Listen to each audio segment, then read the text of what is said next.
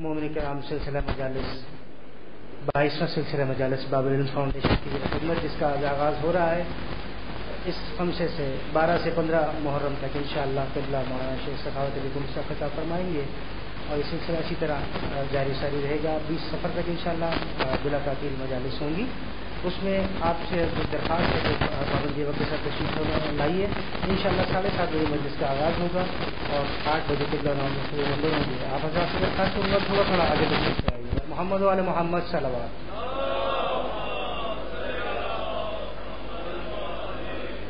ہماری تمام مجالس کی آڈیو جو ہے آپ کو بھیجی جاتی ہے واٹس ایپ پر۔ ہمارے باہر جو پوسٹر لگا ہوا ہے اس کے اوپر واٹس ایپ نمبر موجود ہے ہمارا، اس پر آپ اپنا نمبر اور نام اپنے نمبر سے ایک واٹس ایپ میسج کر دیں گے تو آپ کا نام لسٹ میں ڈال لیا جائے گا۔ اس نمبر کو اپنے پاس سیو کر لیں گے، آپ کو روزانہ کی مجلس براڈ کاسٹ کے ذریعے مل جایا کرے گی۔ اب میں درخواست گزار ہوں قبلہ شیخ سخاوت علی قمی صاحب سے کہ تشریف لائیں اور نمبر ہوں پر محمد وعلی محمد صلوات۔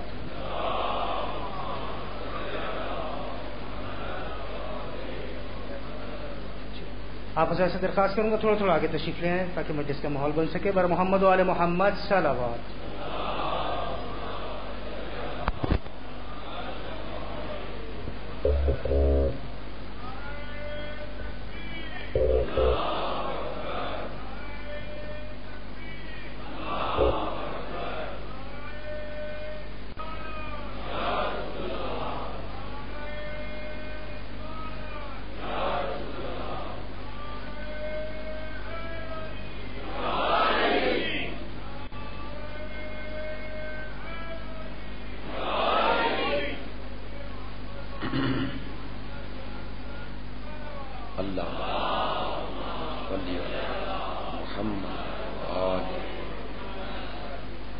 تمام حاضرین سے گزارش ہے علی احمد صدیقی صاحب کے والدین کے ایصال ثواب کے لیے، شہداء ملت کے لیے، آپ حاضرین کے تمام مرحومین کے لیے ایک سورہ بسم اللہ الرحمن الحمد للہ رب العالمین الرحمن مالک یوم الدین ایاک نعبد و ایاک نستعین اهدنا الصراط المستقیم صراط الذین انعمت علیہم غیر المغضوب علیہم ولا الضالین اللهم اغفر للمؤمنین والمؤمنات والمسلمین والمسلمات الاحیاء منهم والاموات غافر اللهم بیننا وبینهم بالخیرات انک مجیب الدعوات انک علی کل شیء قدیر بحق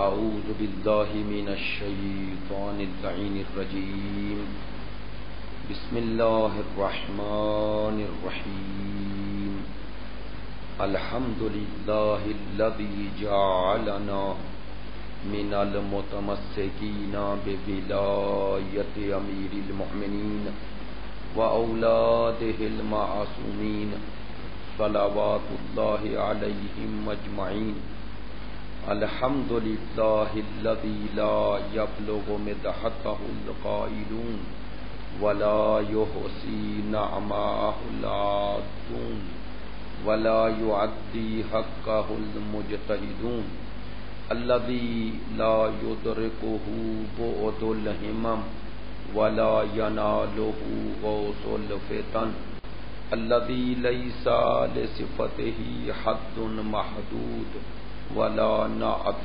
موجود ولا وقت معدود ولا عجل ممدود فطر الخلائق بقدرته فنشر الرياح برحمته والصلاة والسلام على سيدنا ومولانا حبيبنا وحبيب قلوبنا شفیعنا ابی القاسم محمد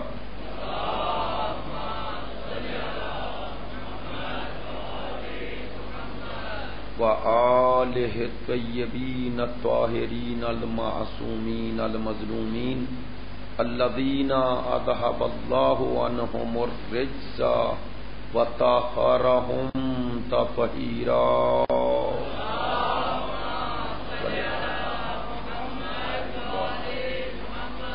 واللعنة الدائمة على منكري فضائلهم وغاصبي حقوقهم من الآن إلى قيام يوم الدين. أما بعد فقد قال سبحانه وتعالى في كتابه المجيد وكلامه الحميد وهو أصدق الصادقين وقوله الحق. بسم الله الرحمن الرحيم. فاسألوا أهل الذكر إن كنتم لا تعلمون. رب اشرح لي صدري ويسر لي أمري واحلل عقدة من لساني يفقهوا قولي. إن الله وملائكته يصلون على النبي يا أيها الذين آمنوا صلوا عليه وسلموا تسليما.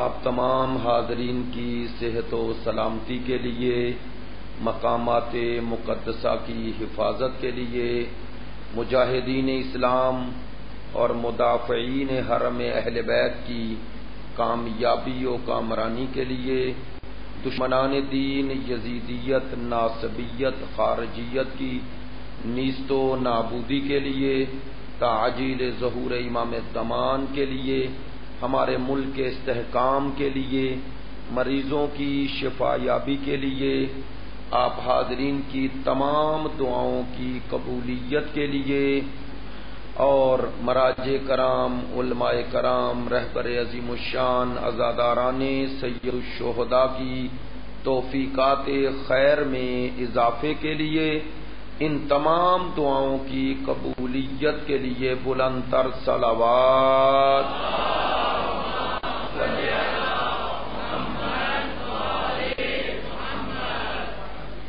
واجب الاحترام معزز و مکرم حاضرین مجلس، محبان اہل بیت، پیروان مکتب ولایت، عاشقان مکتب شہادت، خداوند متعال کا اس سعادت پہ شکر ادا کرتا ہوں کہ ذکر اہل بیت کے توسط سے آپ کی زیارت کا یہ شرف حاصل ہو رہا ہے. خداوند متعال کے حضور التجا ہے بحق سید الشہداء ہم سب کی اس عبادت کو شرف قبولیت عطا فرمائے اور ہماری معرفت میں بلندی کا سبب قرار دے. عزیزان محترم، ان 4 روزہ مجالس کے لیے عنوان گفتگو اس کے حوالے سے آپ کی خدمت عالیہ میں گزارشات کرنا چاہتا ہوں. وہ مقام اہل بیت، پیام اہل بیت بزبان اہل بیت. اہل بیت اطہار کا مقام کیا ہے، ان کا پیام کیا ہے، لیکن ان کی زبان سے. کیوں؟ اس لیے کہ سید الانبیاء نے، امام الانبیاء نے، وجہ تخلیق کائنات نے، مقصود حیات نے، رحمت للعالمین نے، بشیر و نذیر رسول نے، اللہ کی رحمت کل نے، مظہر صفات اتم و اکمل خدا نے، 1,24,000 نبیوں کی تصدیق کرنے والی ذات نے اس اللہ صلی علی محمد وآلہ. سرکار دو عالم نے بعنوان ہادی امت اپنی زندگی کے آخری ایام میں اور متعدد مقامات پر امت کو گمراہی سے بچنے کے لیے جو نسخہ تجویز کیا اور جو نسخہ عطا کیا اور جو پیام ہدایت عطا کیا، وہ ان الفاظ میں عطا کیا ہے: انی تارکن فیکم الثقلین، انی تارکن میں چھوڑ رہا ہوں، فیکم تم میں، الثقلین 2 چیزیں جو دونوں عظمت والی ہیں، دونوں گراں قدر ہیں، دونوں کا اتنا وزن ہے، یہ وزن بمانا قیمتی ہے. دو چیزیں چھوڑ رہا ہوں تم میں کاش امت سمجھ جاتی کہ چھوڑنے والی ذات کون سی ہے. جب چھوڑنے والی ذات ایسی ہو تو جنہیں چھوڑیں گے وہ کیسے ہوں گے. اگر بعنوان ہادی یہ امت چھوڑ رہے ہیں تو پھر قیامت تک کے لیے ہدایت منحصر ہے انہی ذات میں. جنہیں چھوڑا، ثقلین چھوڑ رہا ہوں، ثقلین دو، اور دونوں کی عظمت کو ثابت کرنے کے لیے لفظ ثقلین کا، ثقلین بھی پڑھا گیا ہے اور ثقلین بھی. علماء فرماتے ہیں ثقل سے ثقلین یعنی وزنی، اور اگر ثقلین پڑھے تو پھر اس کا معنی عظمت والی، گراں قدر. توجہ فرمائیں گے. لسان العرب نے میں ثقل کے معنی میں بڑی خوبصورت ایک بات نقل کی. وہ کہتا ہے کہ ثقلین اگر پڑھیں تو اس کا معنی ہے وہ مسافر جو مسافرت پہ جاتے ہوئے زاد راہ کے طور پہ جو لے کے جاتا ہے، عرب اسے ثقلین کہتے ہیں. آپ نے توجہ نہیں فرمائی. مسافر سفر پہ جاتے ہوئے وہ چیزیں جو زاد راہ کے طور پہ اپنے پاس رکھتا ہے تاکہ وہ کسی مشکل کا شکار نہ ہو. سرکار دو عالم نے شاید یہ مطمع نظر ہو کہ یہ زندگی سفر ہے اور اس کی منزل میں ہوں، اگر چاہتے ہو مجھ تک پہنچو تو زاد راہ کے طور پہ کیا لے کے آؤ. توجہ فرما رہے ہیں. ایک صلوات بلند آواز سے پڑھیے.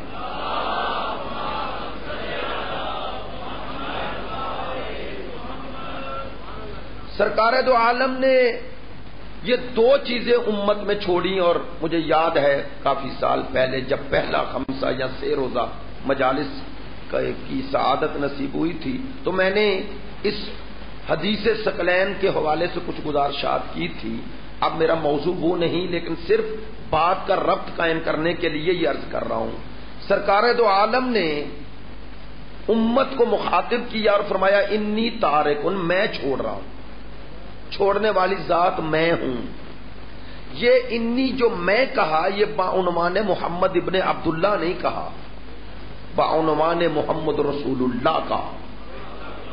جب بعنوان محمد رسول اللہ کہا ہے تو پھر سرکار کے پیش نظر صرف اپنے زمان و مکان کے افراد نہیں ہیں بلکہ قیامت تک آنے والے تمام افراد ہیں. انی تارکن، میں چھوڑ رہا ہوں، فیکم، تم میں. اب فیکم کا مخاطب سرکار کے دور سے لے کر قیامت تک کے تمام انسان ہے نا، لیکن یہ بھی طے ہے کہ جو سامنے لوگ ہوتے ہیں پہلا خطاب تو انہیں ہوتا ہے نا. ایسا ہی ہے نا بھئی، میری بات کسی تک بھی پہنچے تو آپ کے توسط سے پہنچے گی، بات میری ہی ہوگی، لیکن میرے اور اس شخص جو یہاں حاضر نہیں اس کے درمیان واسطہ آپ بن جائیں گے، لیکن آپ تک بات پہنچے تو آگے جائے گی نا. ایسا ہی ہے نا. تو سرکار کے سامنے فی قوم میں جو تھے انہیں ہی کہہ رہے تھے نا. ایسا ہی ہے نا. جو سرکار کے سامنے تھے انہیں اصطلاحاً اصحاب ہی کہا جائے گا، یا ازواج ہیں یا اصحاب ہیں اور یا اہل بیت ہیں. توجہ فرمائیں. سرکار فرما رہے ہیں میں چھوڑ رہا ہوں تم میں دو چیزیں. کون کون سی؟ کتاب اللہ ہے، ایک اللہ کی کتاب، اللہ کی کتاب. توجہ نہیں فرمائی آپ نے. سرکار کا کتاب اللہ کہنا یہ دلیل ہے بعنوان رسول چھوڑ رہے ہیں. چونکہ قرآن ہے کتاب ہدایت قیامت تک، ایسا ہی ہے نا. تو اب کتاب کو چھوڑ رہے ہیں. اب توجہ فرمائیں گے. اب کتاب کے ساتھ جسے عدل قرآن بنا کر، عدل قرآن مساوی قرآن بنا کے چھوڑیں گے، سرکار کی نظر میں اس کا مقام قرآن سے کم نہیں ہے. ایسا ہی ہے نا. سرکار کی نظر میں اس کا مقام جسے قرآن کے مساوی بنا کے چھوڑ رہے ہیں ان کا مقام قرآن سے کم نہیں ہے. اور ایک اور جملہ کہہ دوں، جو کام قرآن کا ہے وہی کام ان کا ہوگا جنہیں قرآن کے ساتھ چھوڑا. توجہ فرما رہے ہیں. کتاب اللہ ہے و عطرتی اہل بیتی. میں تم میں دو چیزیں چھوڑ رہا ہوں، ایک اللہ کی کتاب اور دوسری میری عطرت جو میری اہل بیت ہے. توجہ فرما رہے ہیں. چلیں میں وہ جو جملہ کہنا چاہتا ہوں فیکم، تم میں چھوڑ رہا ہوں. لو بھائی ایک بات تو طے ہو گئی، جن میں چھوڑا اور جن کو چھوڑا وہ سرکار کی نظر میں ایک جیسے نہیں. جن یا حائل جن میں چھوڑا اور جن کو چھوڑا سرکار کی نظر میں وہ ایک جیسے نہیں. چونکہ اگر ایک جیسے ہیں تو چھوڑنے کا فائدہ کیا؟ تو جن میں چھوڑ رہے ہیں سرکار کی نظر میں ان کی حیثیت کیا ہے اور جن کو چھوڑ رہے ہیں ان کا مقام کیا ہے. دونوں کا مقام اس حدیث میں ہی بتا دیا. فرماتے ہیں ما ان تمسکتم بہما، جب تک تم جن میں چھوڑ رہا ہوں ان دونوں کا دامن تھامے رہو گے ہرگز گمراہ نہیں ہوگے. تو اب جنہیں چھوڑ رہے ہیں جنہیں بتا رہے ہیں ان کا دامن پکڑنا، اور جن میں چھوڑ رہے ہیں انہیں کہہ رہے ہیں تم دامن تھام لینا. تو کم از کم دامن تھامنے والے ان جیسے تو نہیں ہوں گے جن کا دامن تھام رہے ہو. کیوں؟ چونکہ جو دامن تھامنے والے ہیں وہ ہیں گمراہی سے بچنے والے. سرکار نے فرمایا نا اگر قرآن اور اہل بیت کے دامن کو تھام لو گے، تمسک اختیار کر لو گے تو گمراہ نہیں ہوگے. یہی فرمایا نا. تو گمراہی سے بچنے کا نسخہ کیمیا کیا ہے سرکار کی نظر میں؟ ایک قرآن، دوسری اہل بیت. تو کم از کم امت میں اہل بیت کا مقام سرکار واضح کر گئے کہ انہیں کس عنوان سے چھوڑ رہا ہوں. فرمایا یہ تم میں وہی حیثیت رکھتے ہیں جو میں تم میں رکھتا ہوں. توجہ فرما رہے ہیں؟ جیسے میں تمہاری ہدایت کرنے آیا یہ بھی تمہاری ہدایت کے لیے چھوڑ رہا ہوں. اب ان کا دامن تھام لینا تو گمراہی سے بچ جاؤ گے. دونوں کا دامن تھامنا پھر گمراہی سے بچو گے. یہ علماء نے فرمایا یہ جو بے ہما کہا نا ان دونوں کا دامن تھامنا اس میں ہے اصل پیغام.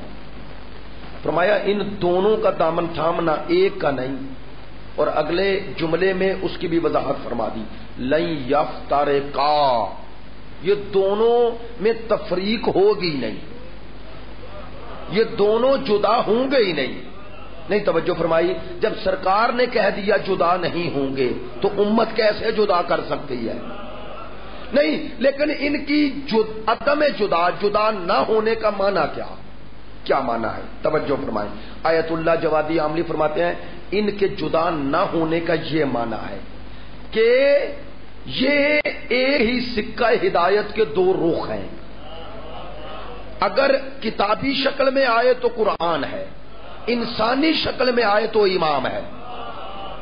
قرآنی تعلیمات جو وحی کی شکل میں آئی وہ قرآن بنی، اور وہی میں جو انسان کامل کی اللہ نے صفات و اوصاف بیان کی، یا جملہ بدل دوں اللہ نے جو نزول قرآن کا مقصد ہدایت بیان کیا اس ہدایت کو جب انسانی شکل میں ہم سب کے لیے نمونہ عمل بنایا تو امام بنا. تو یوں کہہ سکتا ہوں کہ قرآن کی عملی مجسم انسانی شکل کا نام آل محمد ہے. توجہ فرمائیں.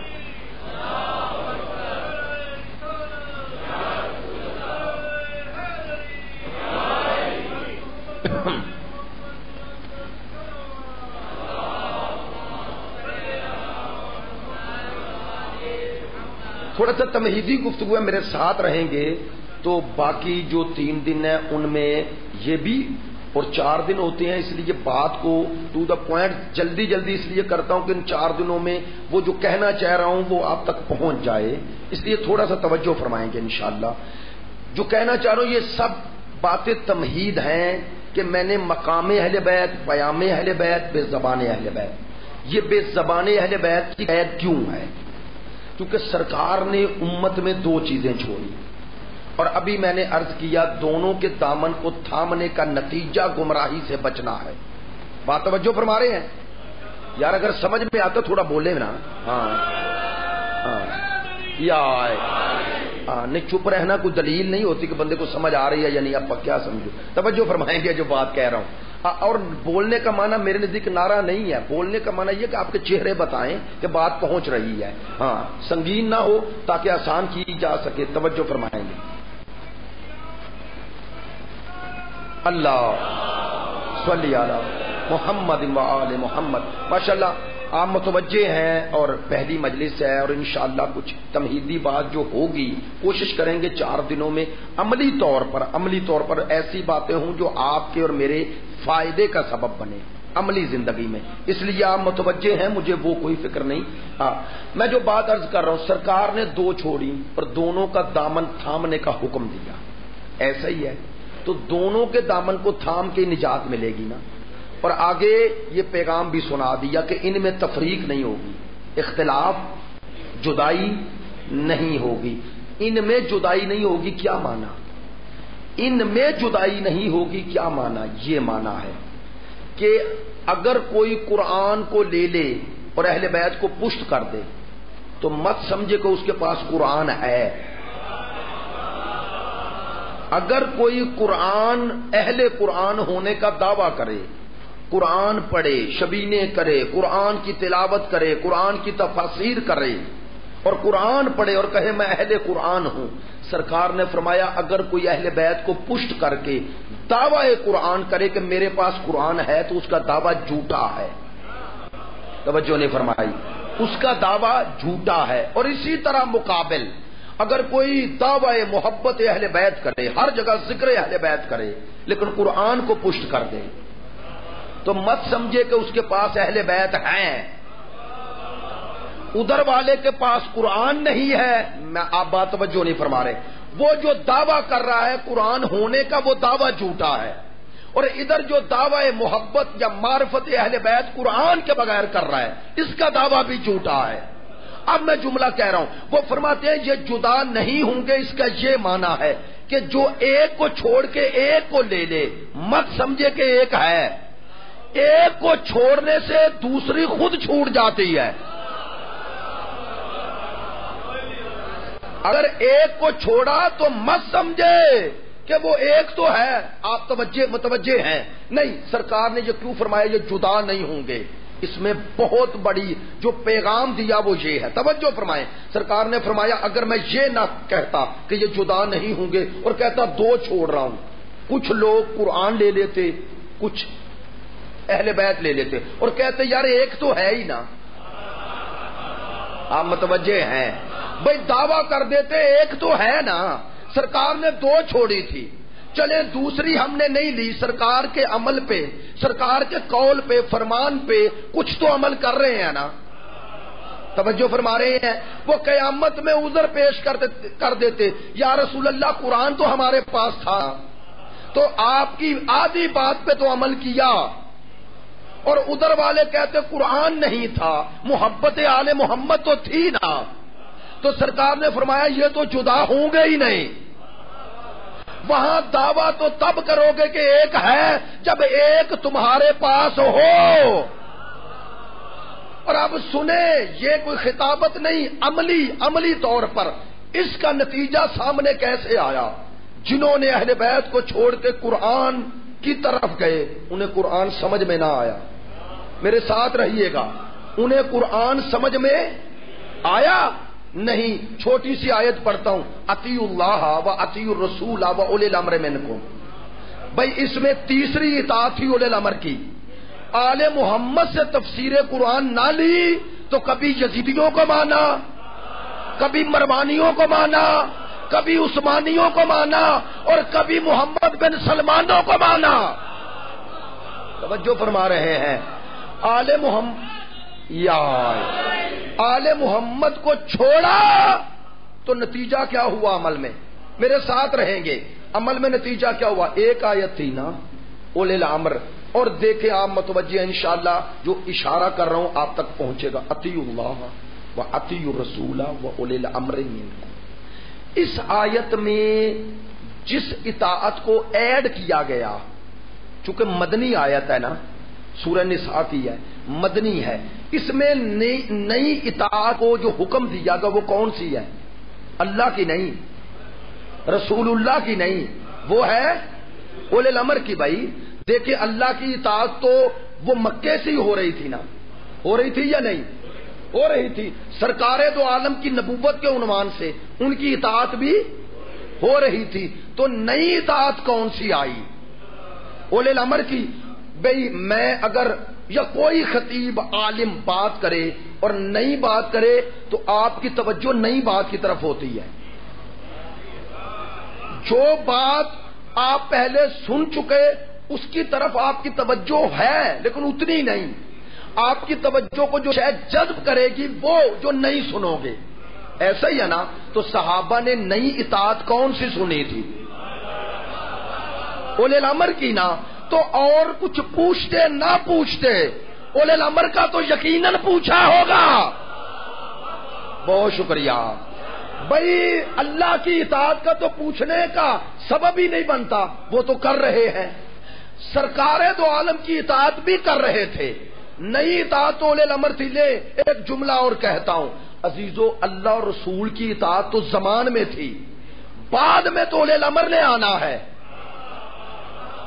دیکھیں اللہ اور رسول کے بعد اولے الامر ہے نا. تو سرکار جب تک ہے اطاعت رسول ہو رہی ہے نا. وہ اولے الامر کی اطاعت فعلیت نافذ کب ہوگی؟ جب سرکار نہیں ہوں گے. ایسے ہی ہے نا.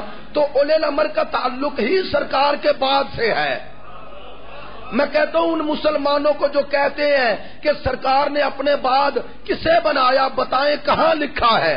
وہ یہی آیت پڑھ لو.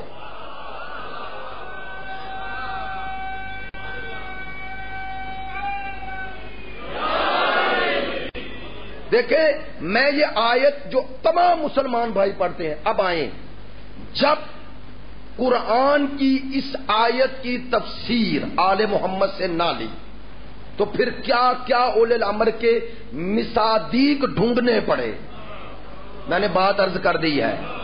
کیا کیا مصادیق نظر آئے تاریخ میں. وہ جو ممبروں پہ بندر نچا رہے ہیں، توجہ فرما رہے ہیں. وہ جو زنا کر کے آ کے ممبر پہ بیٹھ رہا ہے. وہ جو رسول کی سنت کا مذاق اڑا رہا ہے. وہ جو قرآن کو تیر مار رہا ہے. تھے نا یہ سب. جائیں بنی امیہ بنی عباس کی تاریخ پڑھیں تو اولے الامر ان کو ماننا پڑا نا. اللہ نے کہا جو آل محمد کو نہیں مانے گا پھر ایسوں کو ہی مانے گا. توجہ فرما رہے ہیں. جب اللہ کے بنائے نہ مانو تو پھر ایسے مسلط ہوتے ہیں. میری بات نہیں پہنچی ہے. جب اللہ کے بنائے نہ مانو تو پھر اللہ کا عذاب کوئی ہر دور میں ایسا نہیں آتا کہ قومیں برباد ہو جائیں. نہ بھئی ایسے حکمران آ جانا کہ وہ بلندی سے پستی نظر آئے. میری بات نہیں پہنچی ہے. کہاں علی اور اولاد علی کی بلندی اور کہاں یزید اور یزیدی. کہاں امت وہاں ان کے رحم و کرم پہ ہو جائے. نہیں، اللہ یہ نہیں چاہتا تھا کہ امت یہ بنی امیہ اور بنی عباس کے رحم و کرم پہ ہو جائے. خدا نہیں چاہتا. یہ ان کی چاہت کا نتیجہ تھا جنہوں نے غدیر سے منہ موڑا. آپ متوجہ ہیں. اب دیکھیں اطیعوا اللہ و اطیعوا الرسول و اولی الامر منکم. میں نے مثال کے طور پہ کہا یہ آیت اگر اہل بیت کو چھوڑو گے تو اولی الامر کی نہیں ماننا پڑے گا. توجہ فرما رہے ہیں. قرآن اہل بیت سے جدا کرو گے تو کچھ بھی سمجھ میں نہیں آئے گا. میں ایسے ہی نہیں کہہ رہا. وہ مسائل قرآن کے توحید سے شروع ہو جاؤ اور احکام تک چلے جاؤ. جائیں جہاں آل محمد سے منہ موڑا دیکھ لیں، وہاں آپ کو وحدت نظر ہی نہیں آئے گی. توجہ فرما رہے ہیں. تو سرکار نے فرمایا تھا یہ جدا نہیں ہوں گے. یہ پہلو تو میں نے بتا دیا نا. جنہوں نے قرآن کو آل محمد کے بغیر لیا، نتیجہ کیا نکلا؟ قرآن کو آل محمد سے جدا کرنے کا نتیجہ امت خارجیت ہے. آپ متوجہ نہیں ہوئے، معذرت چاہتا ہوں. بھائی خارجیت کا نعرہ کیا تھا؟ وہ قرآن کی بنیاد پہ قرآن کی آیت پہ بنا فرقہ. وہ نظریے کی ان کا نعرہ کیا تھا؟ لا حکمہ. لا حکمہ تو قرآن کی آیت کو بنا رہے ہیں نا. اب میرے مولا نے جب سنا تو جواب میں کیا فرمایا؟ کلمۃ حق یراد بحل باطل. فرمایا جو کہہ رہے ہو وہ حق ہے. کیا خوبصورت جملہ ہے. مولا فرماتے ہیں جو کہہ رہے ہو وہ حق ہے. تو پہلی بات بتائی کہ جو کہہ رہے ہو زبان سے اس پہ اعتراض نہیں.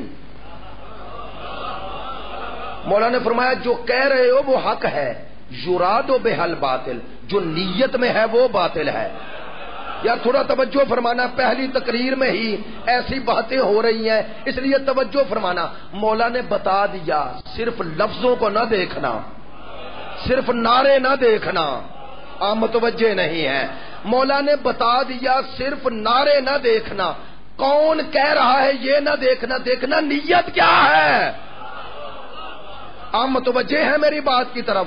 مولا نے فرمایا جو کہہ رہے ہو میں اس کی تردید نہیں کرتا، حکم اسی کا چلے گا، لیکن تمہاری نیت یہ ہے کہ اس کے حکم چلنے کا معنی یہ ہے کہ کوئی حاکم ہی نہ ہو.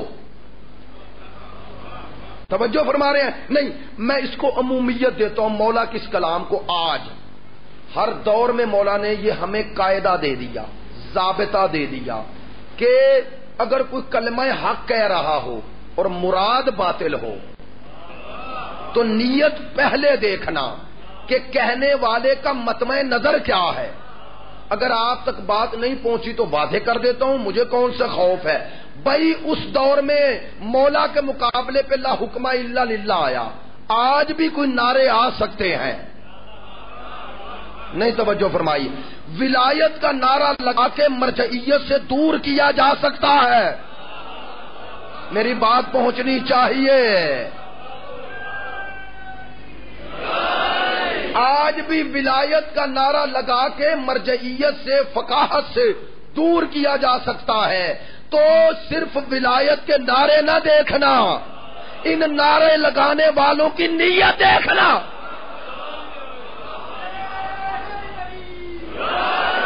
بہت شکریہ، بہت شکریہ، جزاک اللہ. بابا سے بلند صلوات پڑھیے، صلوات سب مل کے بلند آواز.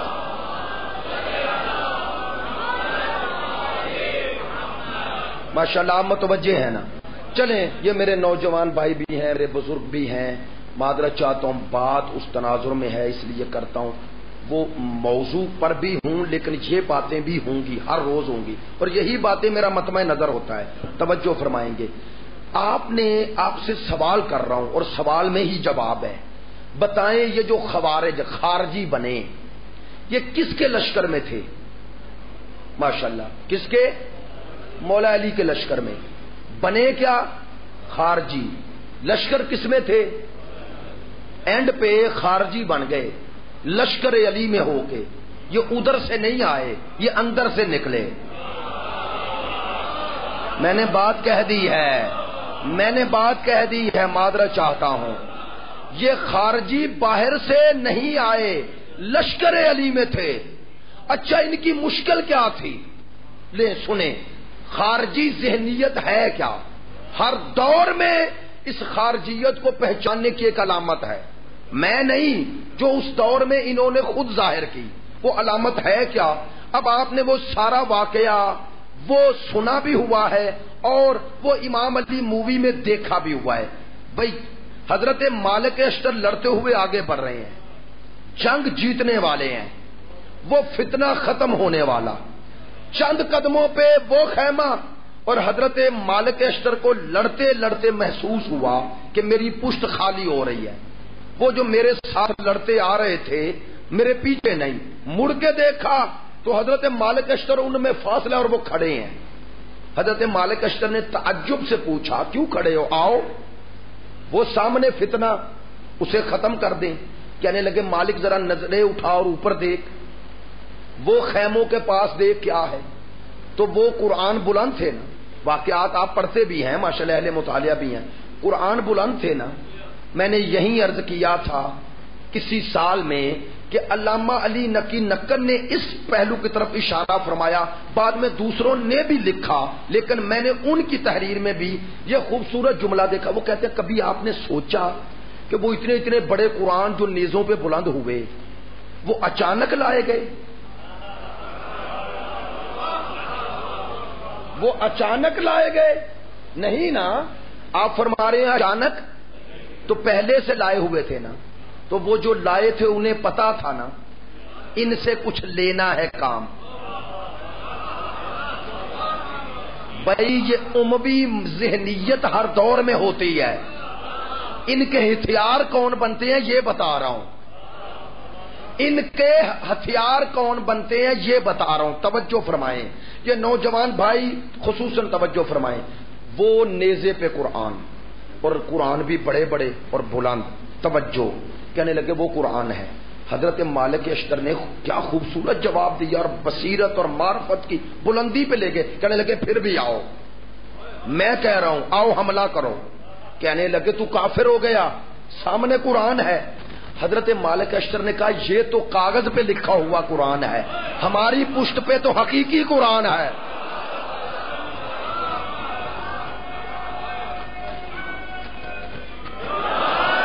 ایک صلوات پڑھیں گے بلند آواز سے۔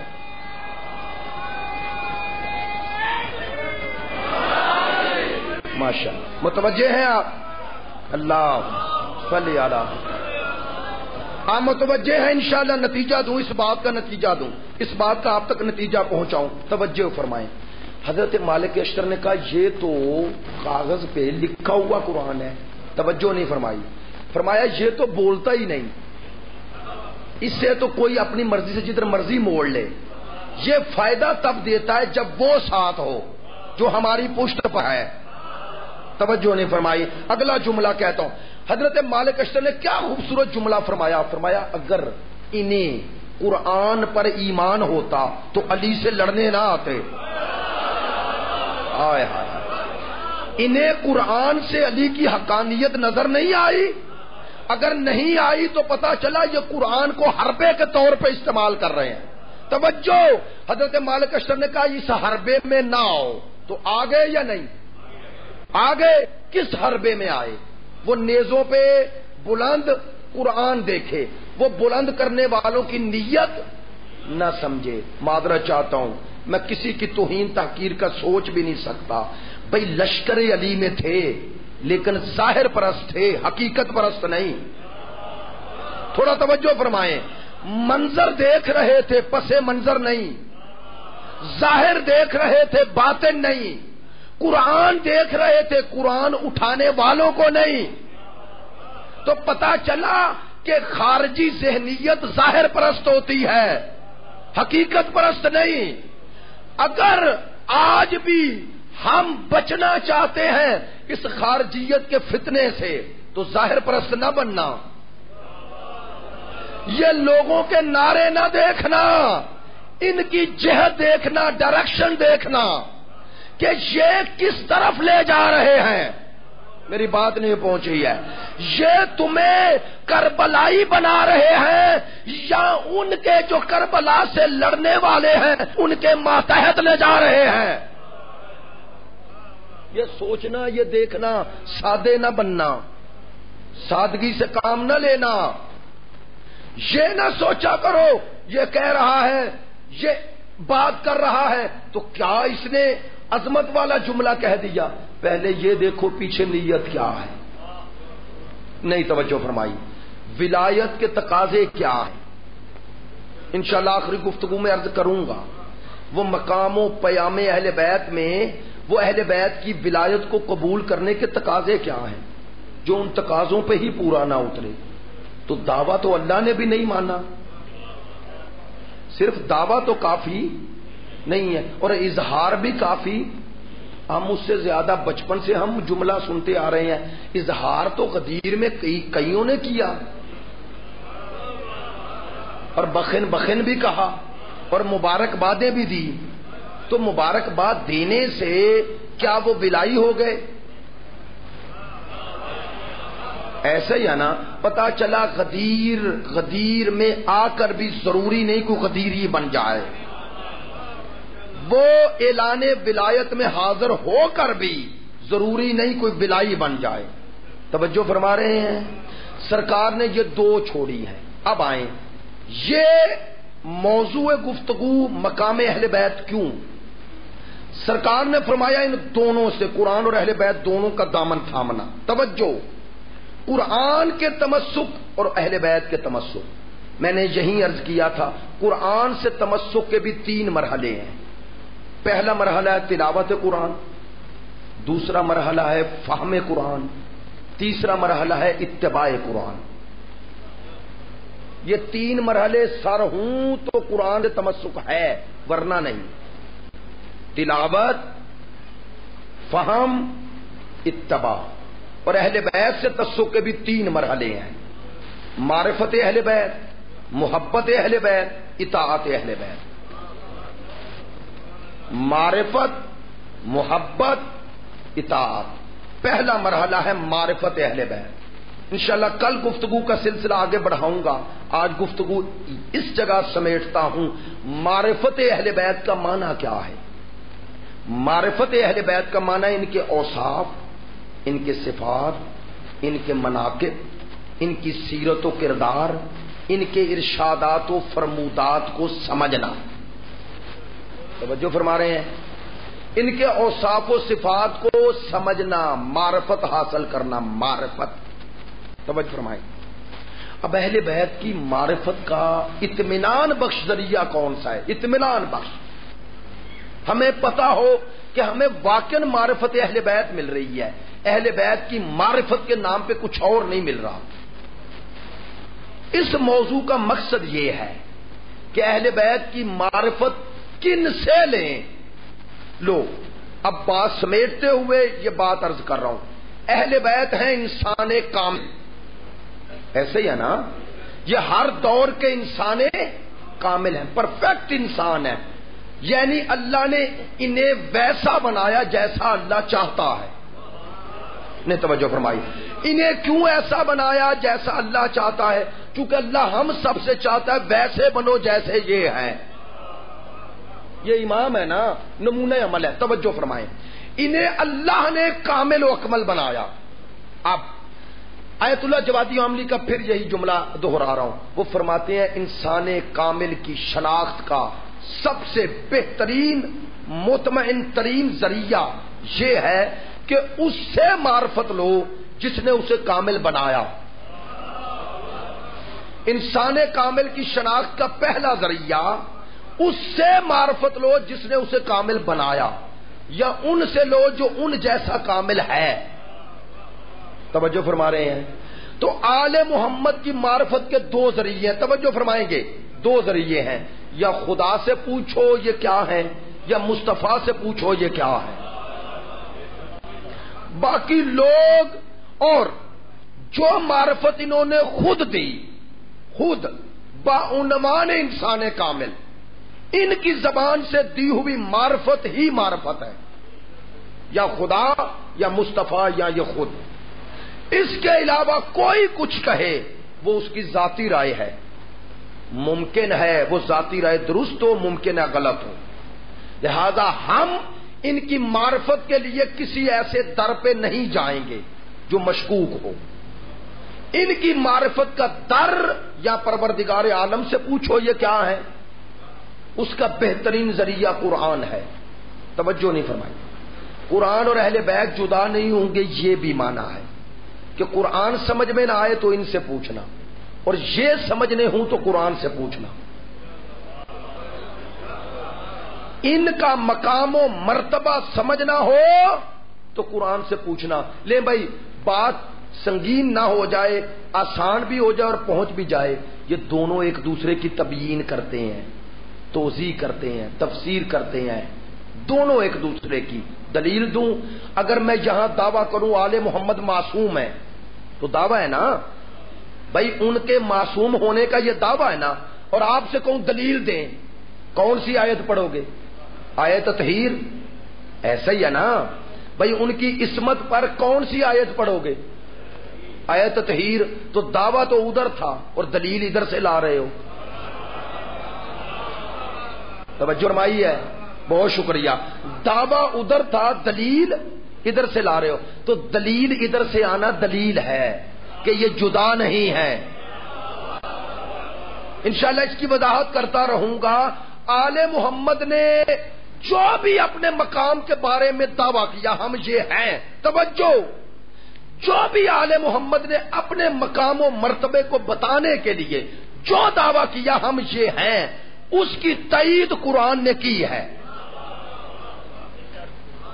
وہ تمام اوصاف و صفات جو آل محمد نے اپنے بیان کیے ان کی تائید قرآن سے ہوتی ہے، اور انشاءاللہ زیارت جامعہ اور دوسرے ائمہ کے خطبات سے آل محمد نے جو اپنا مقام بتایا وہ آپ تک پہنچانے کی کوشش کروں گا، اور ان کی شناخت کا مطمئن ذریعہ یہ ہے۔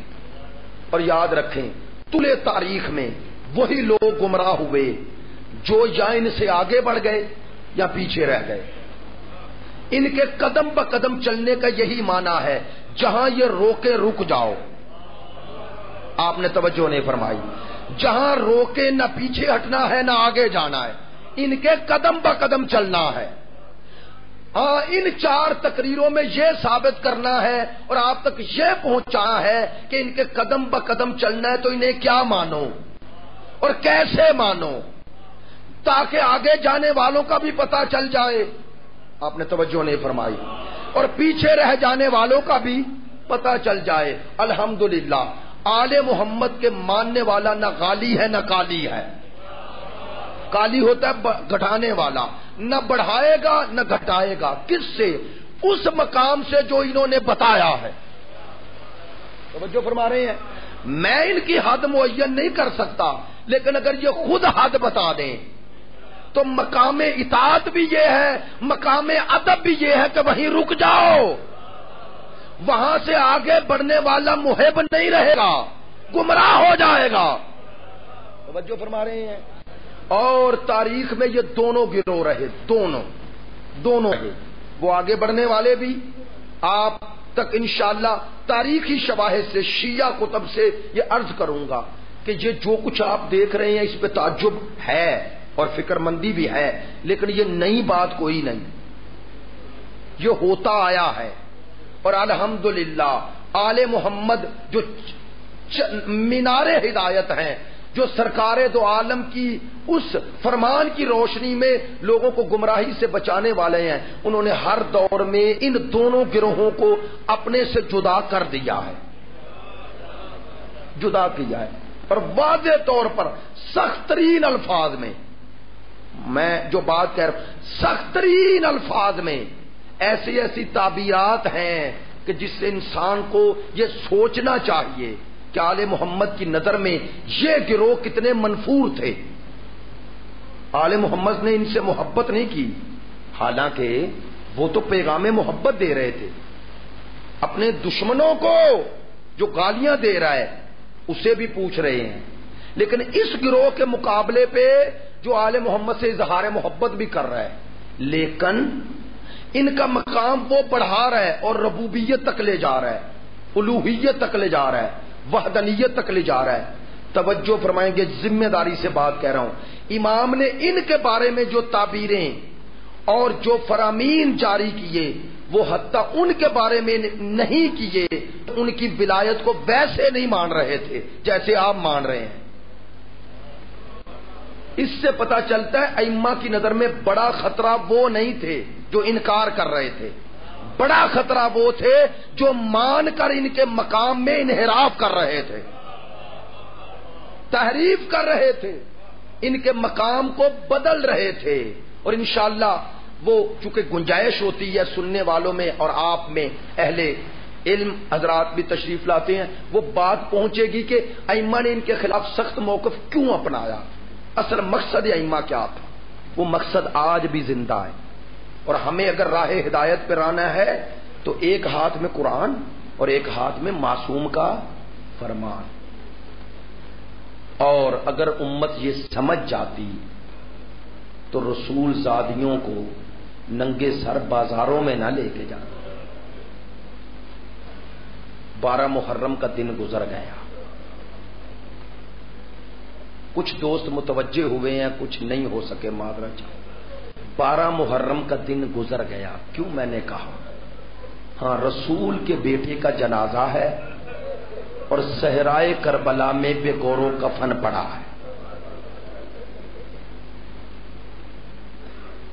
دیکھیں ہمارے معاشرے میں کربلا میں ایک اہل سنت بہت اچھی انداز میں باتیں کرتے ہیں، رفیق اختر صاحب، ان کا ایک کلپ سن رہا تھا، فرما رہے تھے کربلا میں مصائب کا کوئی پہلو نہیں جو ایک دن میں نہیں ہوا، کوئی مصیبت کا پہلو ایسا نہیں۔ ماں، بیٹا، زوجہ، شوہر، بھائی، ہر وہ رشتہ جو تصور کرو، کربلا میں اس رشتے کے ذریعے آزمایا گیا۔ توجہ نہیں فرمائی آپ؟ وہ کہتے ہیں سید الشہداء اس لیے ہیں، بڑی پیاری بات کہتے ہیں امام حسین اس لیے سید الشہداء ہیں کہ جتنے مصائب کی قسمیں رشتوں میں سوچ سکتے ہو وہ ساری کربلا میں مجسم ہو گئی۔ اور مصیبت کی انتہا تک سوچو، عزادارو، ایک ہی دن ہو اور 18 سال کا ہم شکل پیمبر جائے۔ ابھی ہم شکل پیمبر کا لاشا اٹھا کے لائیں اور 32 سال کا ہم شکل علی چلا جائے، کبھی سوچا؟ پھر یتیم حسن جائے، پھر وہ اصحاب و انصار، اور پھر وہ 6 ماہ کا اصغر، وہ ہاتھوں پر کوئی سوچ سکتا ہے قلب حسین پہ کیا گزر رہی ہے؟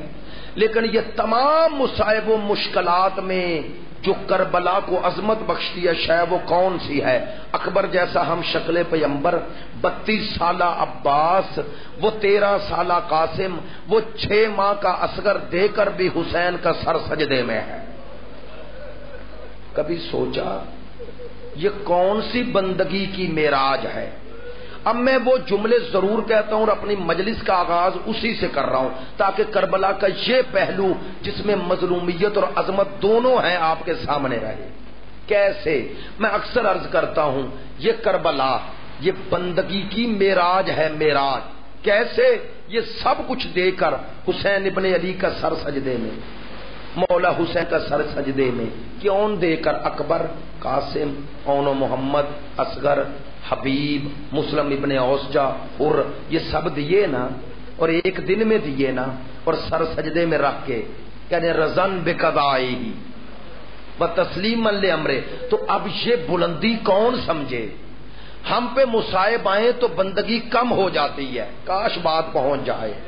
ہم پہ مصائب آئیں تو بندگی کم ہو جاتی ہے، کربلا میں مصائب بڑھ رہے ہیں اور بندگی بڑھتی جا رہی ہے۔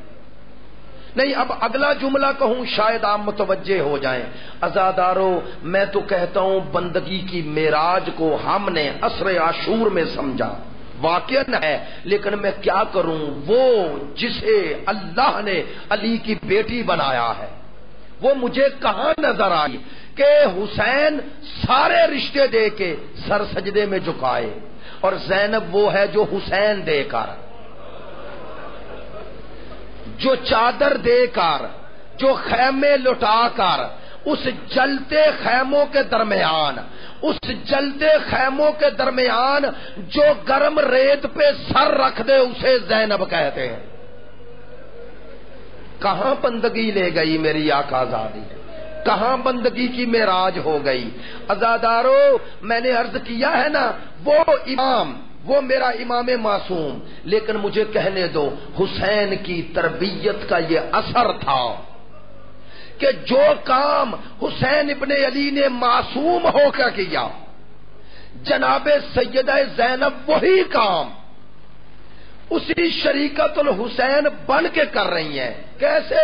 شاید معاملے کی نزاکت کو ایسے سمجھو گے، شاید اس مصیبت کی عظمت کو ایسے سمجھو گے، عزادارو خاتون ہو، پروردہ طہارت و عصمت ہو، سامنے بھائیوں کے، بیٹوں کے، بھانجوں کے، بھتیجوں کے لاشیں ہوں، ان بکھرے ہوئے لاشوں میں، جلتے ہوئے خیموں میں سر پہ چادر نہ ہو، سامنے بھائی کے قاتل ہوں، اس منظر میں جو نماز تہجد کے لیے کھڑی ہو جائے۔